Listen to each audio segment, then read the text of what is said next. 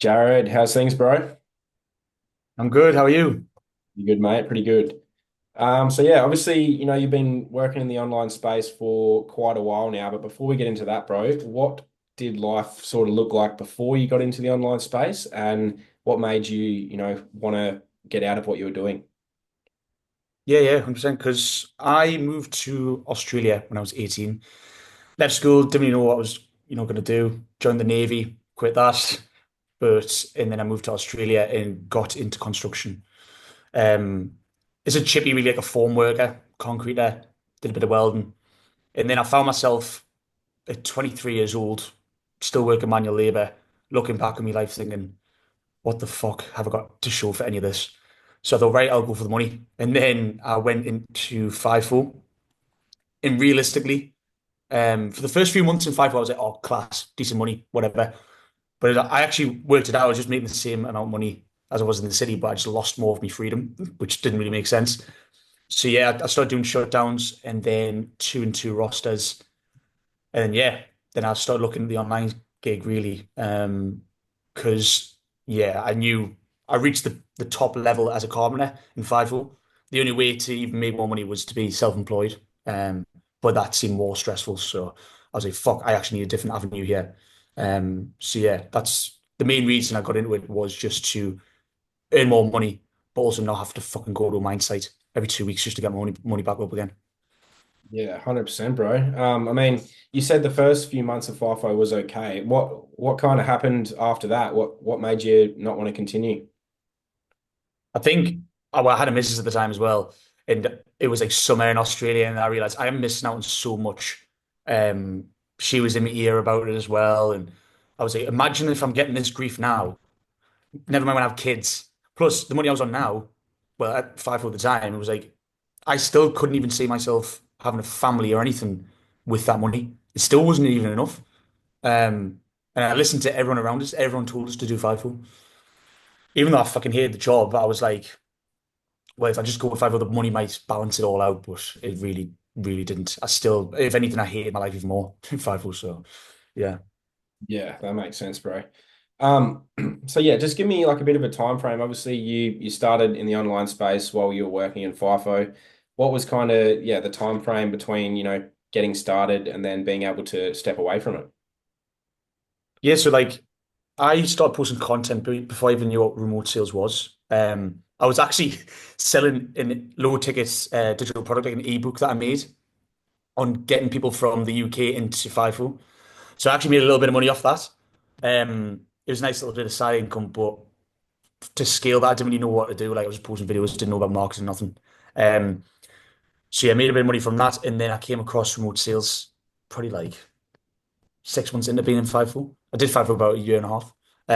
So I was posting videos about FIFO, the reality of it, just lifestyle, whatnot.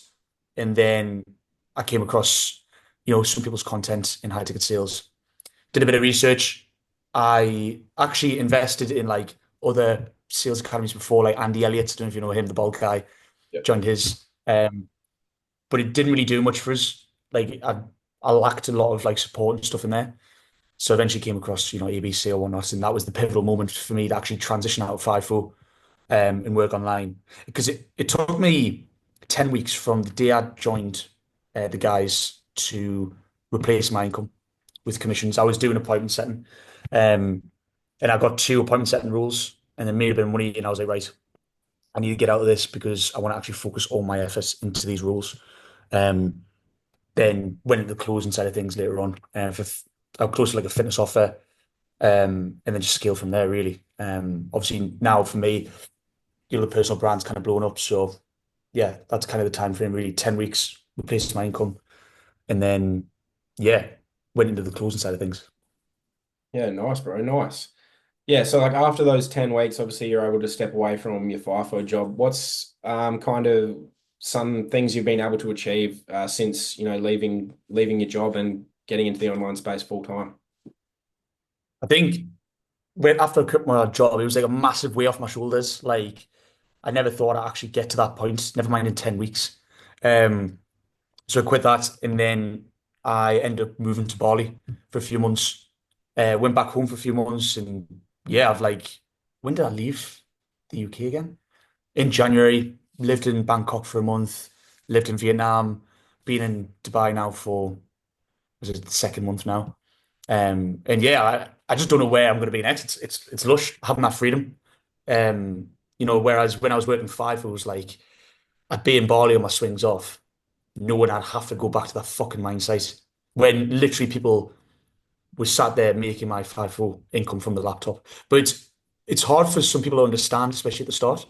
But when you actually go meet these people and talk to these people, it starts to become real then, and you realize they're just normal people that I guess don't listen to dickhead dickheads on site and stuff. They're actually just like normal guys that took a bit of a risk, so to say. But you start to realize when you get out of it, the real risk is you just do nothing in FIFO, because you know exactly where you're going to get then. Do you know what I mean? So yeah, it's life's been just a lot more free. You know, I don't know where I'm going to be month to month, and I love that. So yeah. Yeah, 100%, man. I mean, I know definitely in Australia, and I've heard the UK is very similar. It can be pretty bad for like tall poppy syndrome. So obviously you post content, you have a personal brand. How did you kind of overcome that fear of like what people are going to say about you or what people are going to think about you? Yeah, like I'd say the first video I posted, this was like obviously before remote sales and stuff. I didn't sleep for like 3 days. I was like shit scared and made screenshotting, putting in the group chats and stuff and getting the piss ripped out of us. Like, people just don't understand, which is like you can't blame them. Do you know what I mean? Like they just don't understand. Now they do understand. It's just funny at the start, if someone did want to make a personal brand, it's like no one understands. You kind of expect people to, but later on, they start fucking understanding. Like when you get results and stuff, but you just got to break past that barrier of like initially that initial pain. It doesn't feel right either. Like I felt so uncomfortable doing it, but I was like, I need to do something different to get a different outcome. If I put my face out there, maybe opportunities will come my way. And it did. Do you know, like I would not know about remote sales, I don't think, if I didn't stop posting videos about FIFO, or even digital products themselves, like, making them that ebook and then going into high ticket after that. Um, yeah, like content changed everything for me. Like I didn't expect it to be this good.